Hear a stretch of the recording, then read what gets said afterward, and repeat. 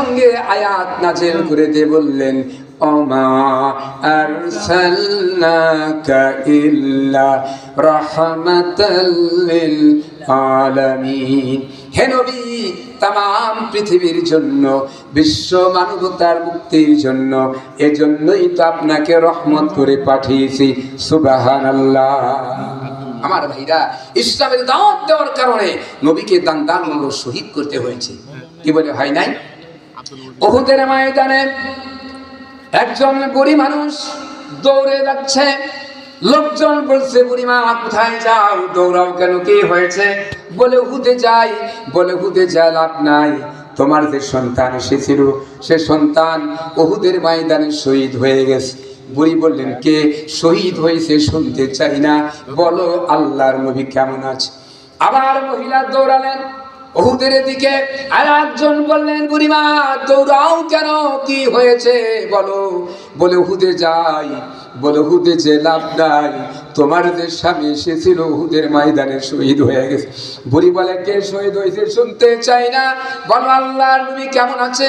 বুড়ি দৌড়াতে দৌড়াতে গিয়া নবীদের সামনে দাঁড়িয়ে বলল, ইয়া রাসূলুল্লাহ, ইয়া হাবিবাল্লাহ, স্বামী বড় শোক আর সন্তান বড় শোক, আমার কলিজা থেকে মুছে ফেলে দিয়েছি।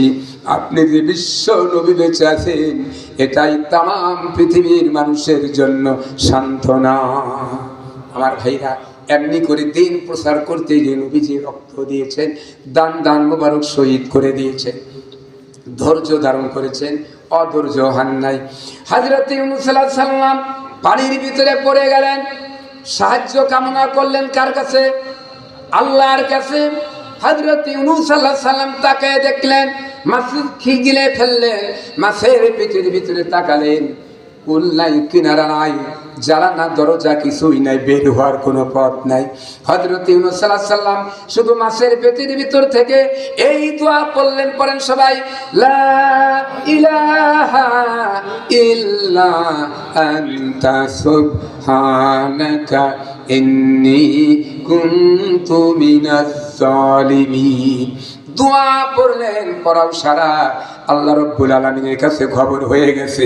আল্লাহ রাব্বুল আলামিন মাছের পেটের ভিতরে বেদনা সৃষ্টি করে দিলেন, মাছ থাকতে পারলো না পানির ভিতরে, কিনারা এসে বমি করে ফেললো।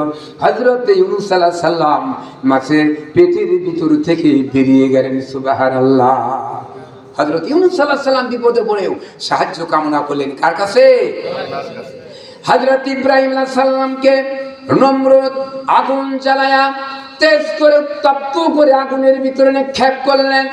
হযরতে ইব্রাহিম আলাইহিস সালামকে হযরতে জিবরাইল আলাইহিস সালাম এসে বললেন, ভাই ইব্রাহিম, আপনি বলুন আমি সাহায্য করতে পারবো, আমার কাছে সাহায্য চান।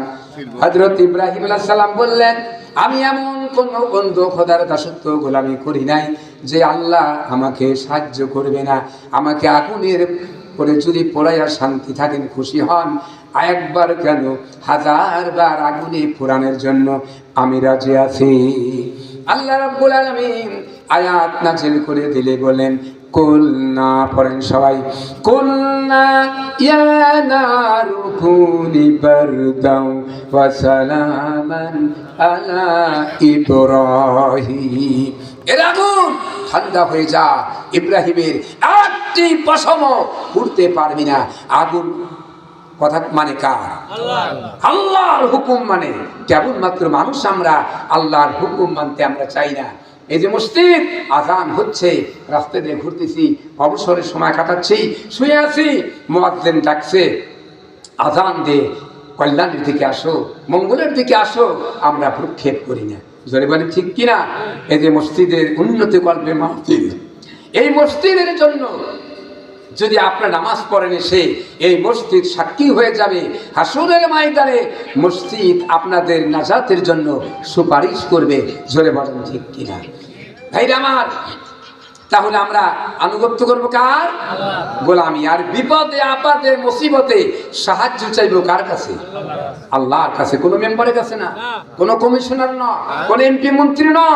তাদেরকে সাহায্য করে, তাদেরকে দিলেও কে দেয়? আল্লাহ। কোনো পিসাবের কাছে না। পিসাবের কাছে আপনি চাইবেন, ছেলে নাই, অনেকে আছে মা বোনেরা ভাইরা পীরের দরবারে যায় ছেলে চা মেয়ে চা পরীক্ষা পাস চা স্বাস্থ্য ভালো চা।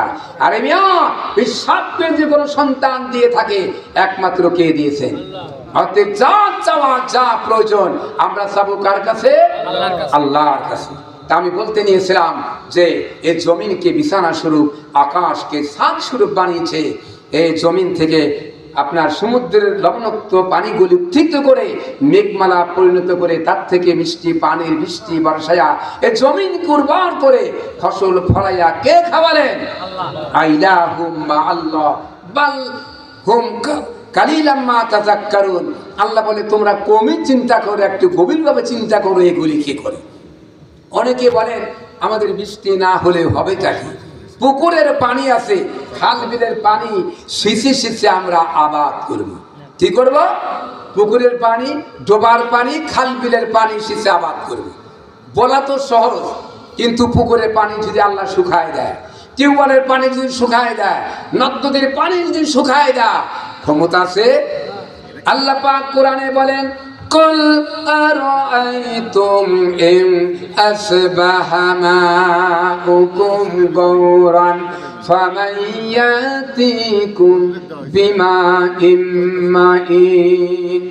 বলো দেখি সবে শুকায় যদি যায় এই জমিনের পানি, তাহলে হেথায় তটুনির ধারা কে দেবে সবারে আনি।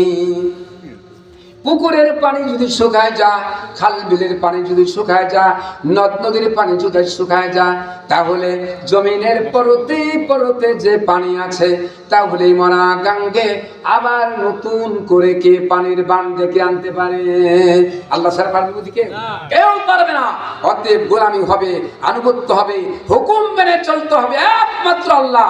আর কারণ গোলামি করার পরে আল্লাহ পাক বললেন খেদমত করবে তোমার পিতা আর মাতা। কার কথা বললেন? পিতা মাতা। আল্লাহর গোলামি করো, ইসলামের কাজ করো, এরপরে খেদমত করো তোমার পিতা